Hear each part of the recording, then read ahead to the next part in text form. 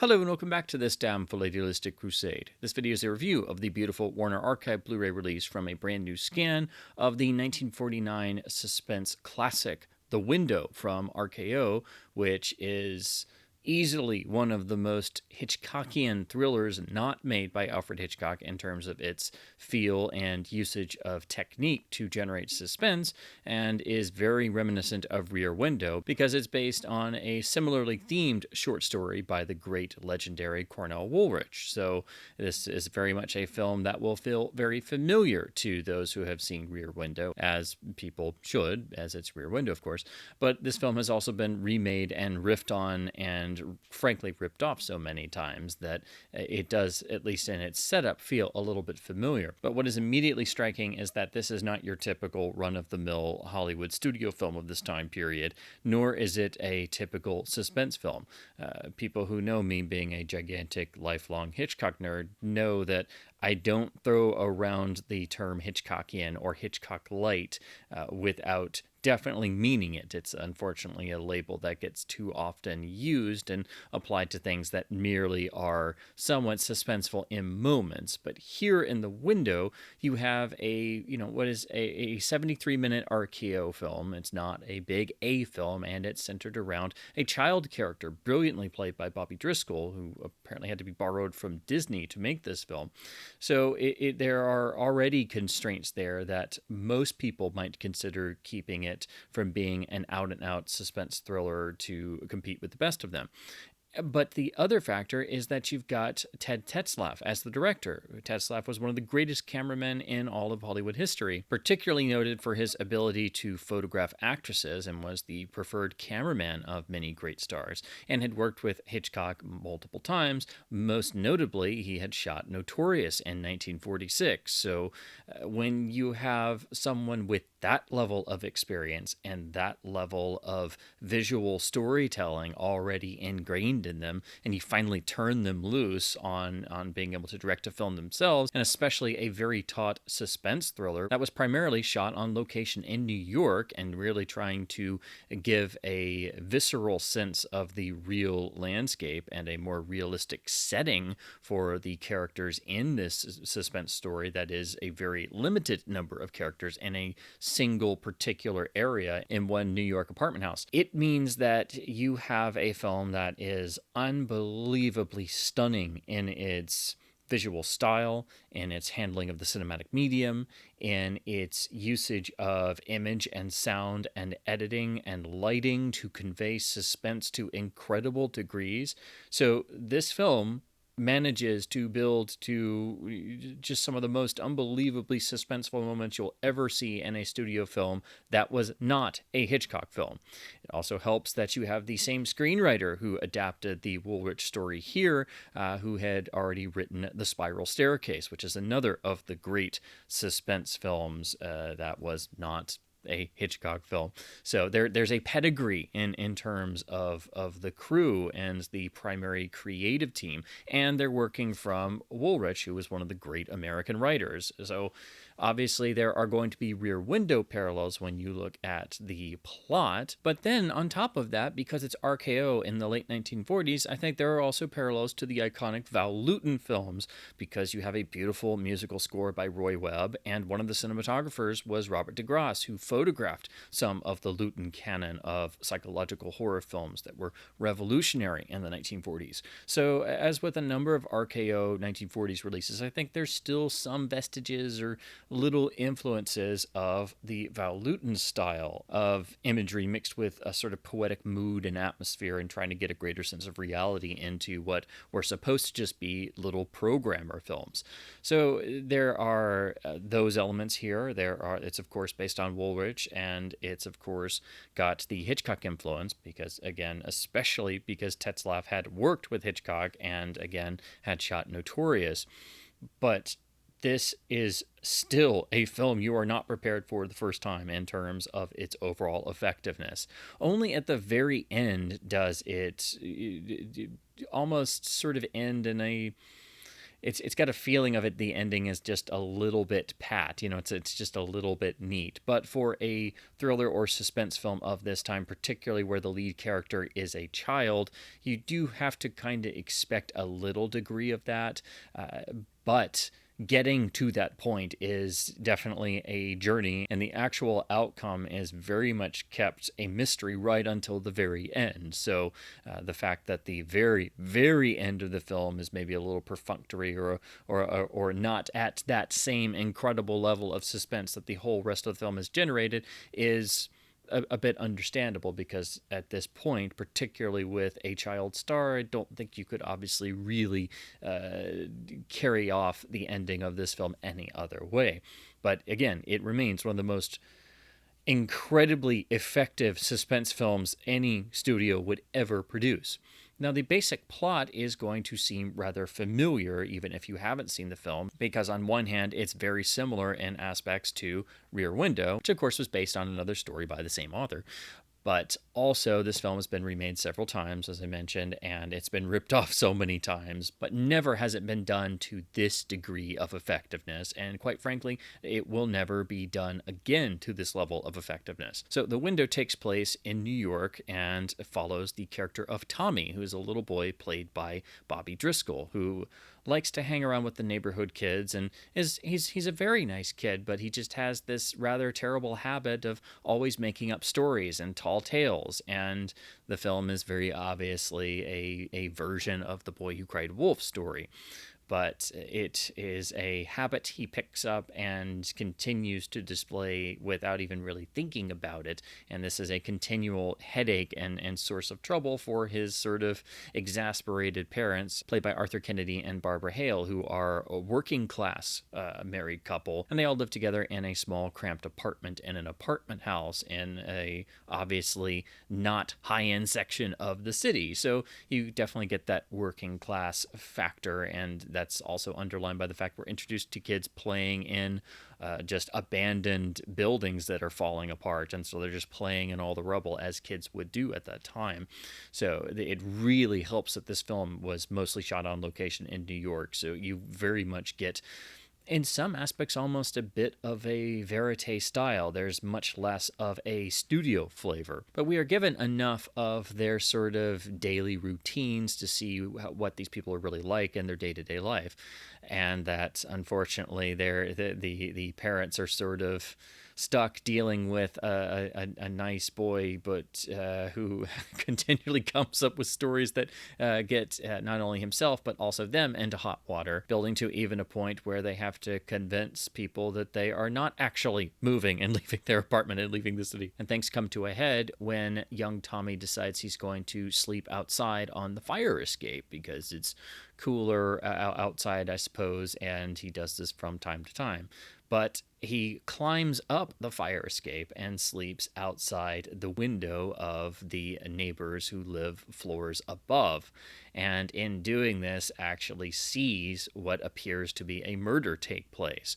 This is incredibly well staged, and like the majority of the film, is entirely done from the child's eye perspective. So The Window is really one of the great child films in terms of the entire film is very much designed to take place from the child's perspective, or mostly from the child's perspective, because we have a child as the lead character, and we're constantly seeing what he's seeing and what he's going through. So adults are always shown to be much larger and of course have that sort of towering effect, and of course the sets are designed with a lot of the camera placement to accentuate the overall environment seeming much larger. And as the film progresses and becomes more suspenseful, more dangers start to become apparent, so the sense of omnipresent doom only increases. So it's very clear that Tetzlaff is really honing in on this as the key factor on giving the film a particular visual style, and using this to hone the suspense and add to the overall feeling of constant jeopardy, because a young boy obviously doesn't have the wherewithal of an adult dealing with a similar situation. So that means every bit of suspense is tenfold, and is furthered by the visuals and the lighting and the sound design and the editing. And this is right here in the murder sequence, which is actually glimpsed through a window, but only partially so because the blind is drawn but not fully closed. So we actually get to see what seems to be a murder taking place, but there's enough of questionable elements because we're only seeing essentially the child's eye view through this particular perspective. And because it's at night and he is fond of telling tall tales and making up stories, of course, no one believes him or will even consider that he might be telling the truth. And he himself starts to perhaps believe in aspects that maybe he did somehow see something and misconstrue it, or maybe he dreamed it. But it quickly becomes apparent to the audience that things actually did happen. Because interestingly, we do get to see a bit of the actual couple in that apartment, the actual murderers, who were played by Paul Stewart, who of course was in Citizen Kane and part of the Mercury group. But also it's a early film role for Ruth Roman, and this was sort of a standout for her, and just before she would make Champion. So this is when she was sort of coming into stardom. And it's that interesting sort of Hitchcock dynamic you see with a lot of Hitchcock's villains, where it's so much more interesting when the villains themselves have a degree of humanity and they've had to kill someone, but there's obviously a reason for it, and it wasn't easy to pull off, and now they're trying to live with the stress of it, and they think they got away with it. But it then quickly becomes apparent that maybe they didn't, because apparently a small boy who lives in the apartment a couple floors below actually saw something, and even if he's not believed, that sets off that particular fear and suspicion in people's minds. And all of the characters in this story, even though it's a limited group of characters and we have far less of the couple of murderers in the other apartment in terms of screen time and actual characterization, there's so much nuance in every single moment, and there's so much of the sort of gritty world around these characters and the location photography in New York and the use of practical locations, and then making sure that the actual apartments themselves, in terms of the design of the interior sets, is as realistic as they could possibly make it. So the apartments are obviously kind of run down. It's an older building. It's very cramped. There's, of course, noise leakage between the floors, and this is used to incredible effect in some of the suspense set pieces where little Tommy hears the people above in the apartment walking around. So you hear the footsteps, and being a Hitchcock fan, you immediately flash back to particularly the lodger, with the mysterious lodger who lives above, constantly pacing back and forth, and getting the imagery of pacing in that on what's the floor of the above space, but obviously it's the ceiling of the room underneath. So there's a number of Hitchcock parallels, I think, that's just going with the territory. But again, this is one of the very, very few films that absolutely earns the term Hitchcockian. But a lot of this is also inherent because it's also adapting another Woolrich story, working in a similar vein to what's in Rear Window, which similarly does try to humanize the villain character, although we only get that more towards the end. It's an interesting dynamic that you see in both films, and I think that does tie back to themes that Woolrich himself continually had in his fiction. So there are a lot of parallels between The Window and Rear Window, and they're kind of joined in that sort of thematic way. But here, because we have only 73 minutes of runtime, that means that every single moment of this film has to be as impactful as it possibly can be, because you don't have any extra runtime for having breathing room or comedy relief, or there's nothing else to play with. So the entire film is extremely taut, and the genius of this film and why it's so incredibly effective is we have the sort of opening sequence establish all our main characters, establish the family dynamic, and establish perfectly that Tommy is a very nice boy, except he has this really bad habit of just being a continual teller of tall tales and making up stories and then lying about them. So it is very much The Boy Who Cried Wolf. But we get to the phenomenally staged murder sequence, and we, the audience, know exactly what we're seeing. We're seeing it more clearly than Tommy is, because we're obviously adults and not children, but we're only seeing enough of the imagery to know that a murder has taken place, but we don't know who it is, we don't know why it was committed, we don't know any of the details. But you are very much aware that someone has just been murdered, and this has been witnessed by a child, and that immediately starts the suspense and the worry for the life of this little boy.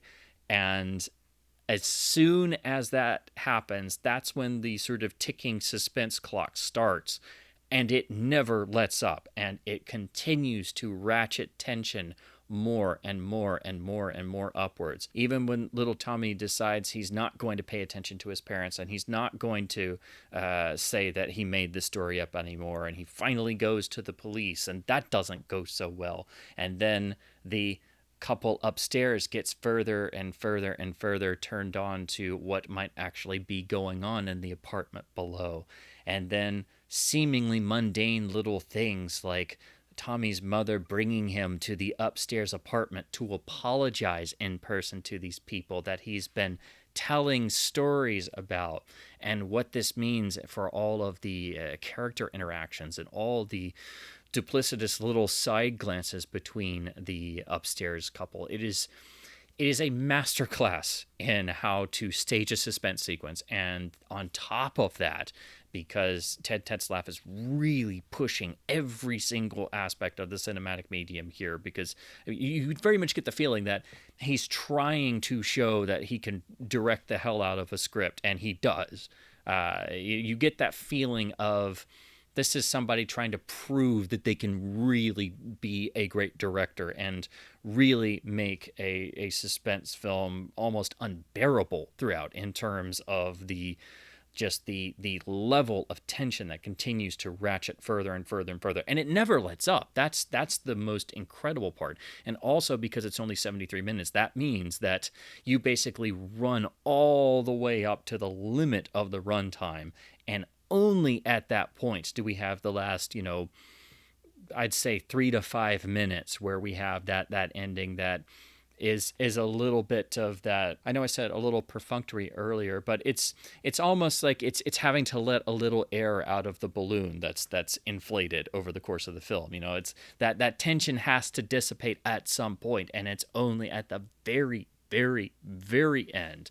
And again, I can't stress how important it was that they went to New York and did all the location photography actually in New York, in the city.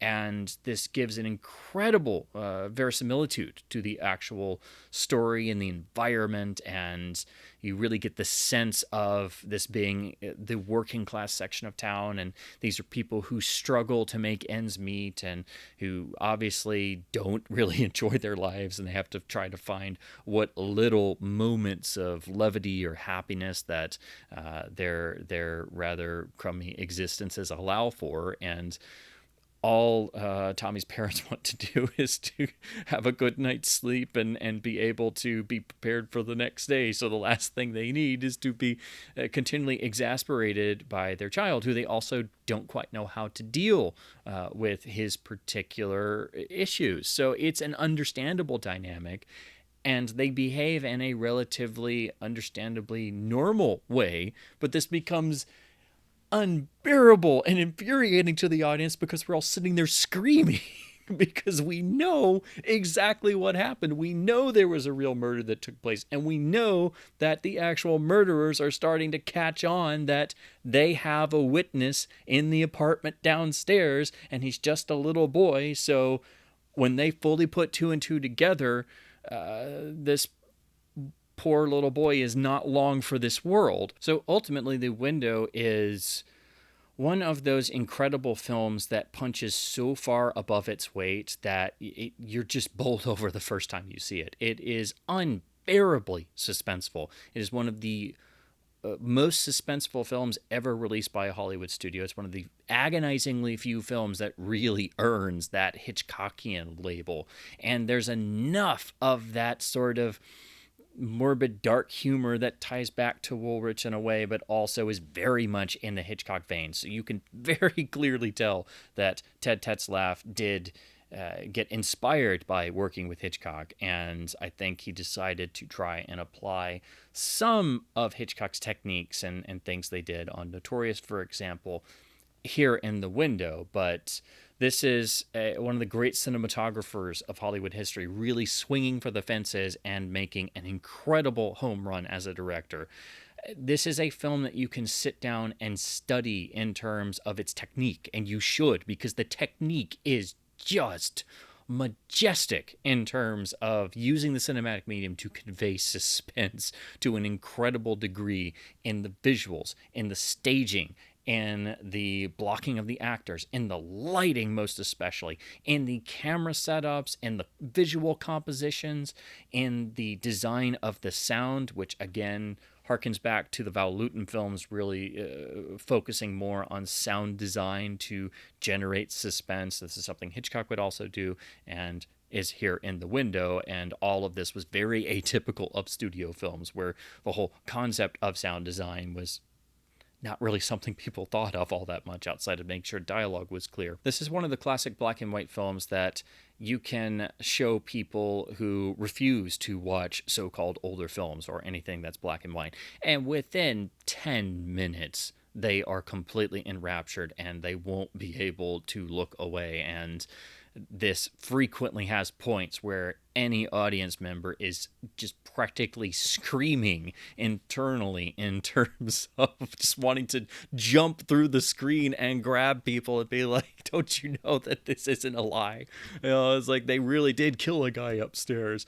And that is, of course, the mark of any great suspense thriller, that you have to fight the urge to literally start jumping up and down and shouting at characters, and carrying on the classic Hitchcock principle of the conversation going on at a table where there's a ticking time bomb, and suspense is generated when they're just talking about anything that has no importance until you start screaming that there's a bomb that's about to go off, as opposed to just having the sudden shock and surprise that a bomb goes off.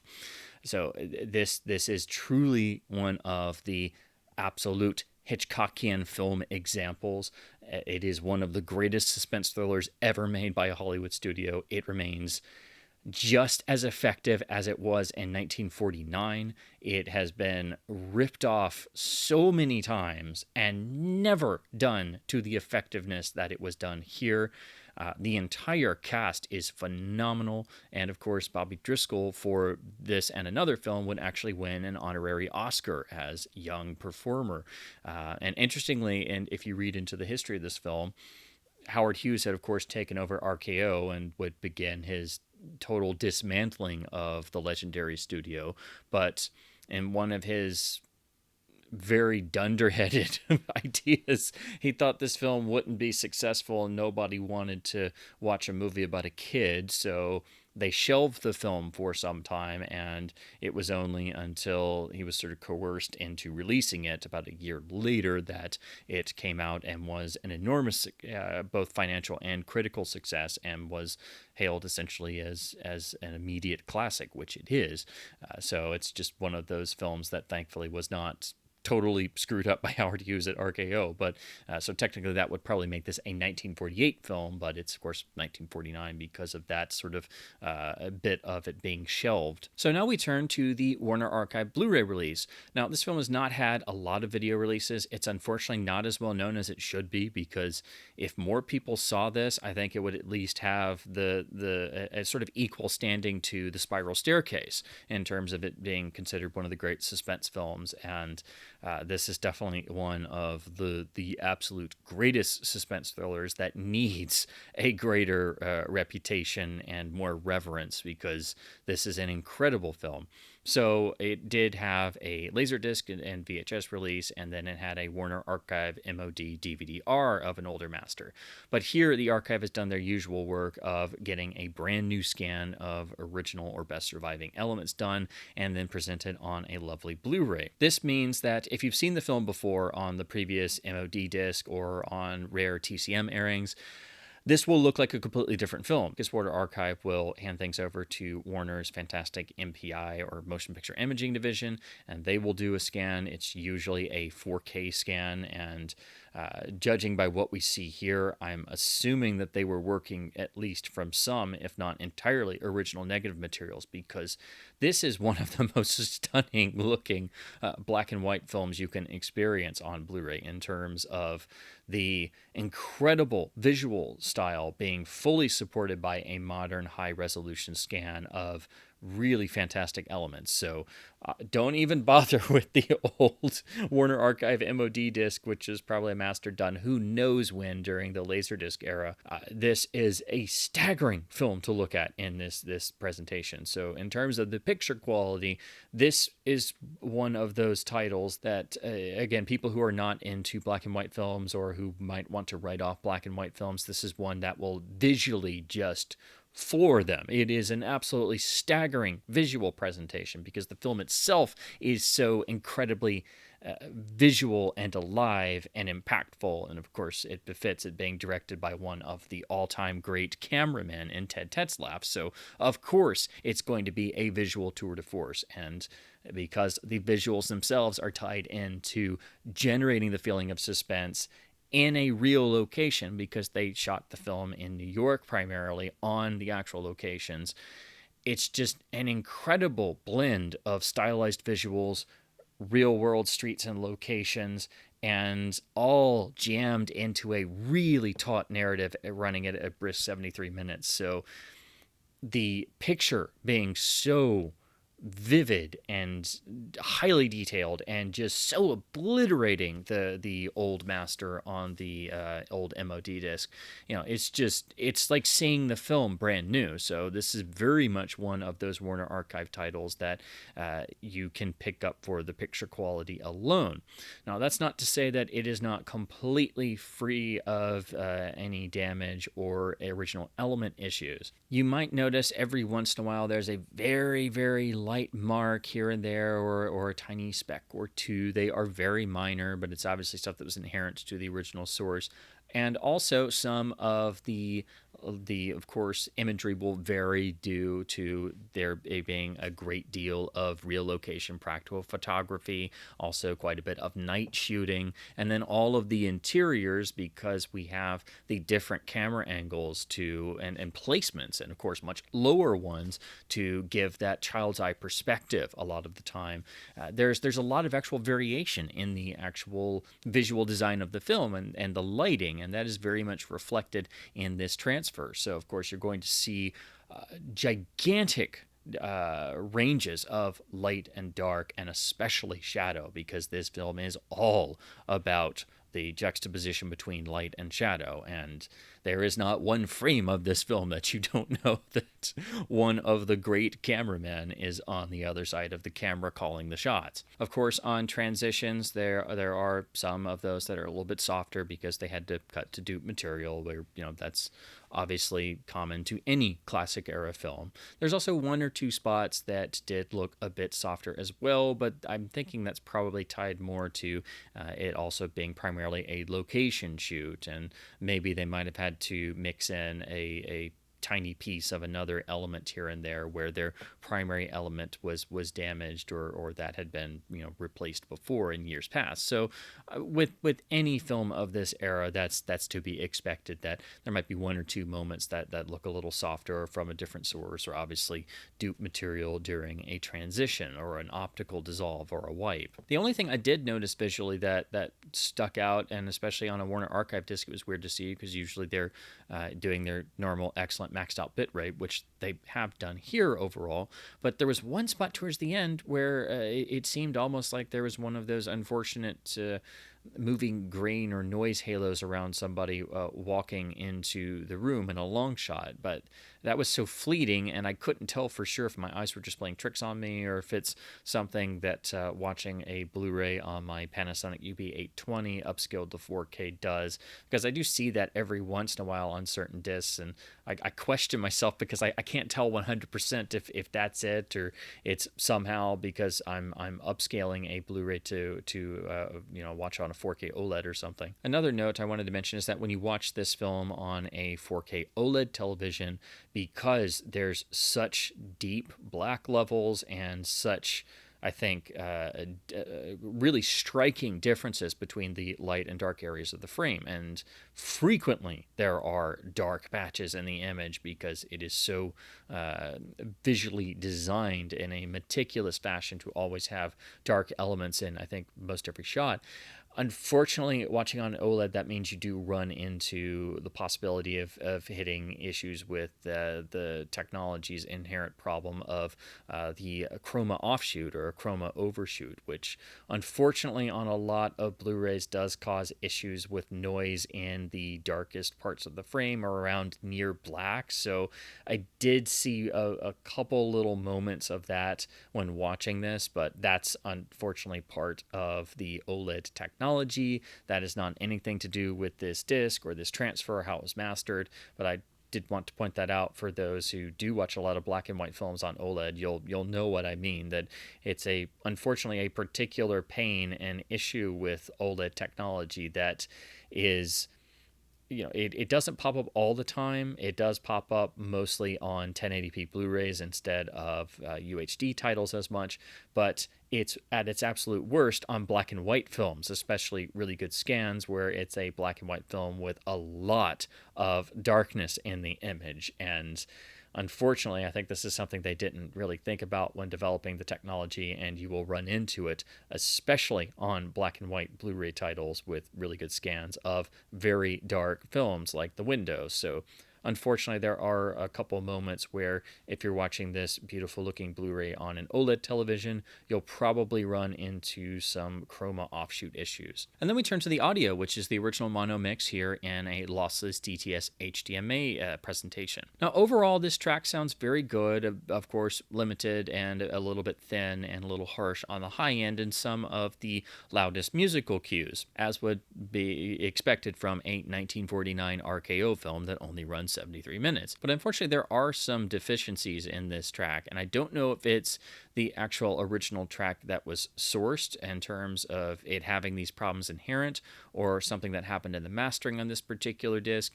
I don't own the previous Warner Archive MOD disc, but I have seen it before, but that was a long time ago, so I'm not sure if these audio issues were there as well.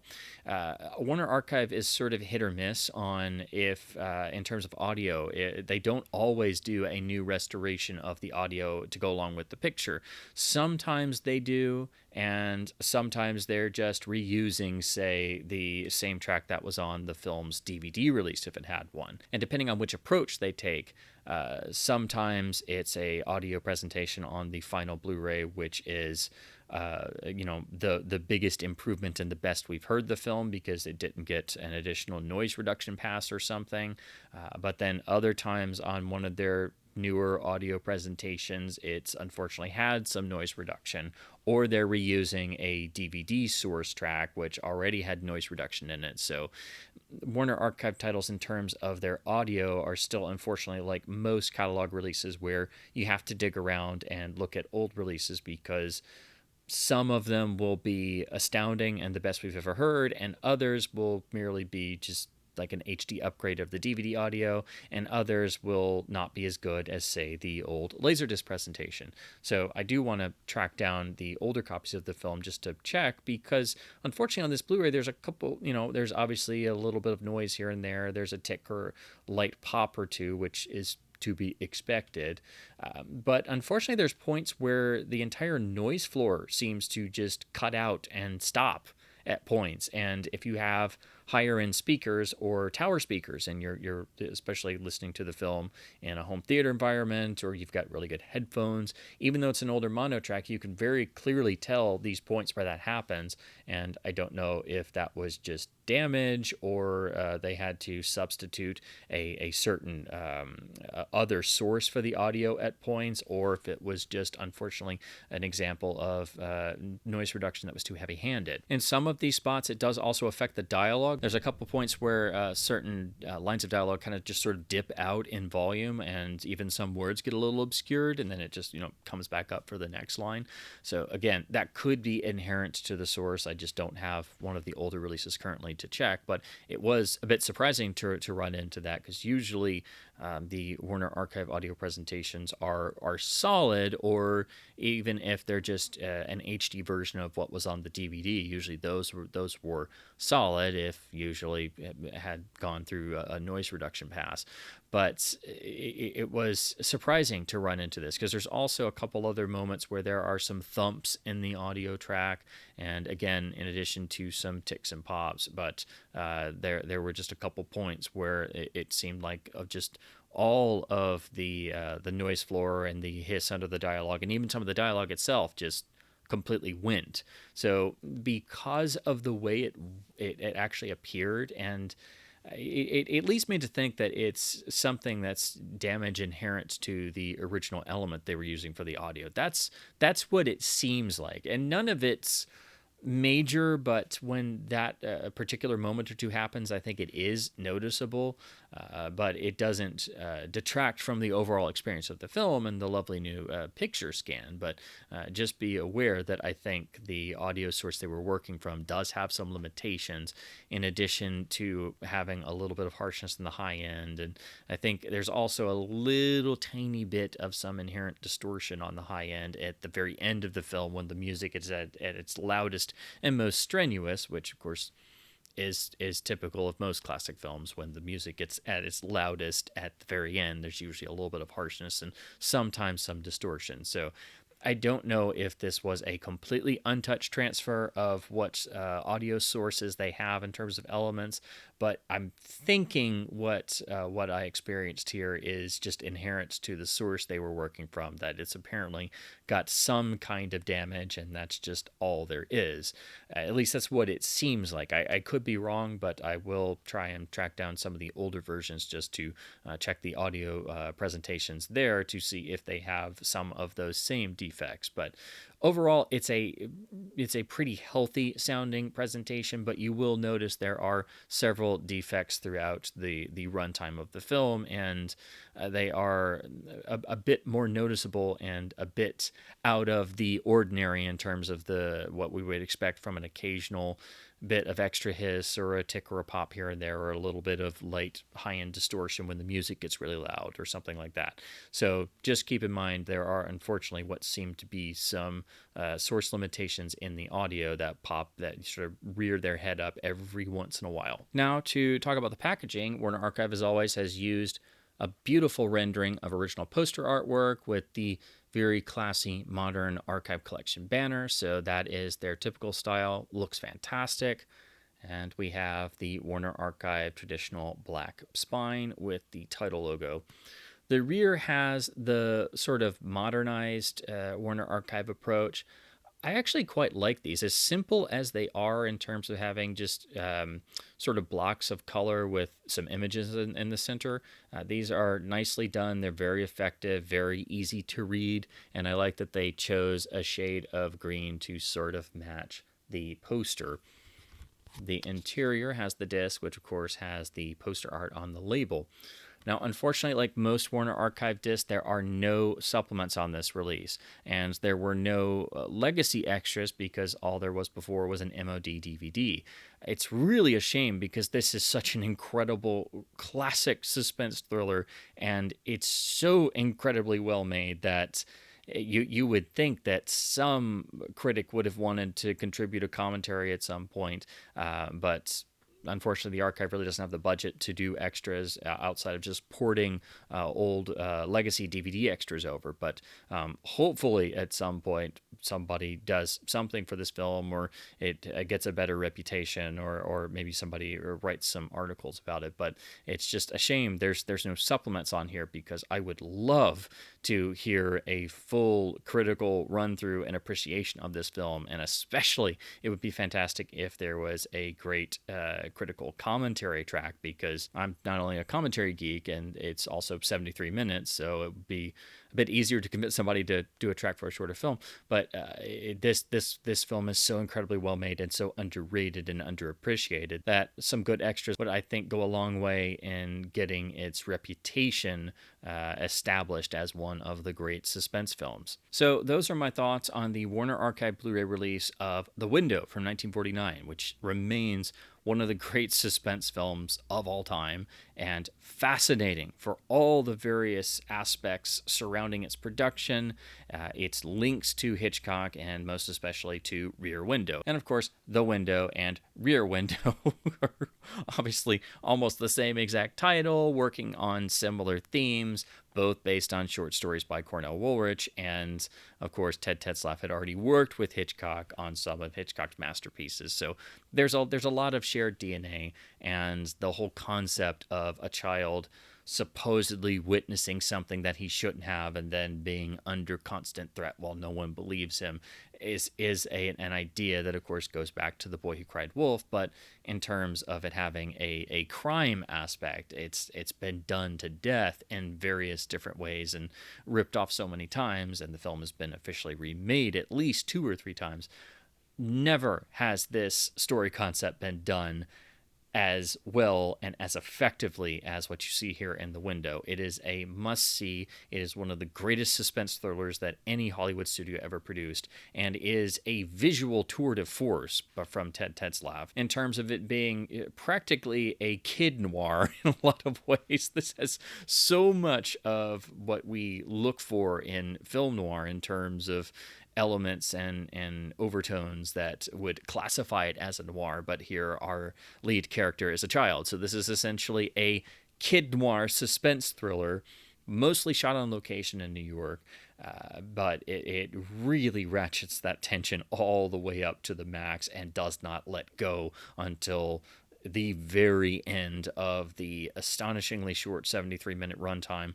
All the performances are sensational, and it's just unbelievably effective. This is one of those films that should be taken and studied in a film school, to take it apart and examine what every single element is doing in every single sequence, to always stay focused on maintaining and building that level of suspense to absolutely unbearable levels. This is such a beautifully mounted and constructed and executed film in every single aspect that it's just a marvel every time. And it's just as suspenseful every time you rewatch it. It does not date. It does not dilute itself on rewatches, which is very rare for a suspense film. Even the great suspense films usually lose some of that initial suspense factor when you come back and watch it for the second time.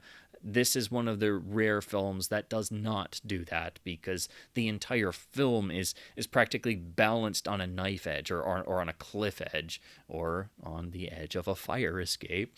And you never know if or when that moment's going to come when our lead character, who in this case is a small child, will be forced to take that plunge. And it's just still one of the most effective suspense films ever made. So I can heartily recommend the Warner Archive Blu-ray release. The new picture master and scan they performed is absolutely stunning, and if you've not seen this master, you've never quite seen this film before in terms of just how impactful the visuals are. So if you were like me and you'd only seen it before on, say, TCM or the old MOD DVD, those do not even begin to compare to the effectiveness of this film seen in this new master.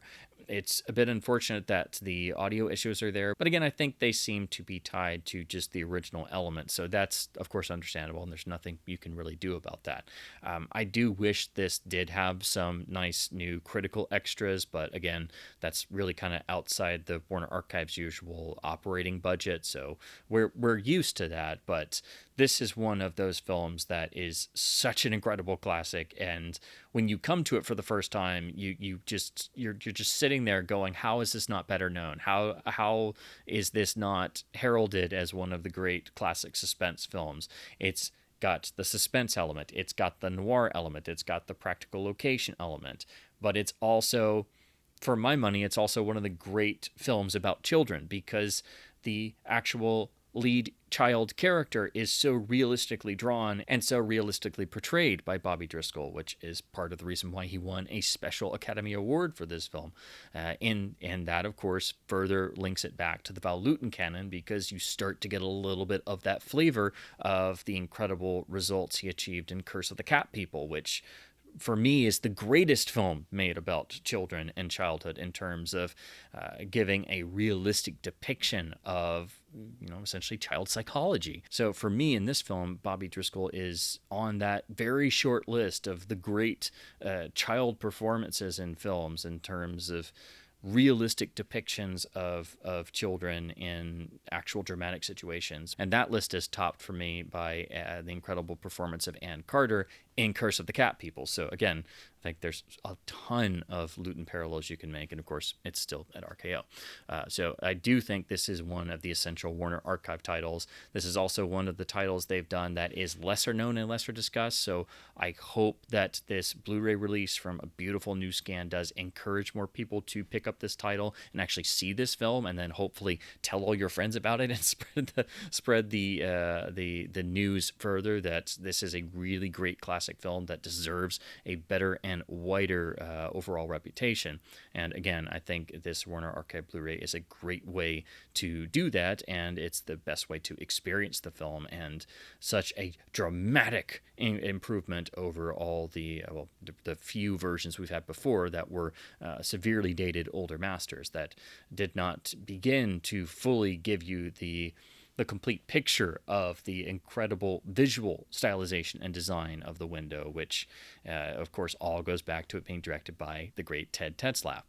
So as always, I hope my babbling about classic films, suspense films, Htichcockian films as well, and of course physical media releases has been at least somewhat fun and informative. If you love this film and you've not seen the Warner Archive Blu-ray, stop whatever you're doing and go pick up a copy of this. It's frequently on sale for a absurdly cheap price, particularly for the quality of the film and the quality of the new scan and picture master. So this is an absolute must. If you've never seen this film and you want to see one of the great suspense films, this is an absolute must. If you're looking for a black and white demo disc title, this is a must. There's really no reason why this shouldn't be in everyone's collection. It's just one of those truly great, remarkable little films that does not get enough spotlight, does not get talked about enough, and will absolutely bowl you over the first time you see it. It's been ripped off for decades, and no one has ever equaled it. It is still one of the great suspense films of all time. So as always, please do keep supporting both studio and boutique labels by buying films on disc to help keep both physical media and film culture alive. And as always, thank you ever so much for watching. And no, I'm not going to sleep on the fire escape tonight because I have enough stress in my life.